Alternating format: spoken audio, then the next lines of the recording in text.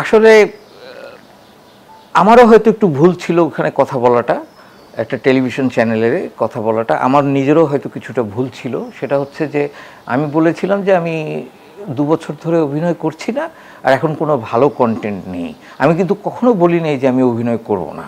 ঠিক না, ধর্মকর্ম তো অভিনয় করেও শুটিংয়ের ফাঁকে নামাজ পড়া যায়। এবং আমার সাথে যারা গত ৪-৫ বছর আগে থেকে যারা কাজ করছে, যাদের কাজ আমি করছি, সবাই জানে যে আমি ২০০০ সাল থেকে নামাজ শুরু করি পড়াটা। যার ফলে যেটা হলো যে মানে সবাই আমাকে ওই ব্রেক দিত নামাজ পড়ার জন্য, এবং তখন আমার কোনো সিকোয়েন্স থাকতো না আর কি। এটা কিন্তু সবাই জানে। এবং ওরা শেষের দিকে পরিচালকরা এমন হয়ে গেছে যে এই ব্রেক, হাসান ভাই আপনি নামাজ পড়ে আসেন, ব্যাপারটা এরকম ছিল। মানে এখন আপনাকে অভিনয় টানে কিনা বা করতে চান? হ্যাঁ, আমি অবশ্যই করব। মানে সুযোগ এবং ভালো একটা স্ক্রিপ্ট পেলে আমি কেন করব না, আমি অবশ্যই অভিনয় করব। কারণ ওটা দিয়েই তো আমাকে বাংলাদেশের মানুষ চেনে। এই যে আমি হজ থেকে আসার পরে 2টো বিজ্ঞাপনের কাজ করেছি।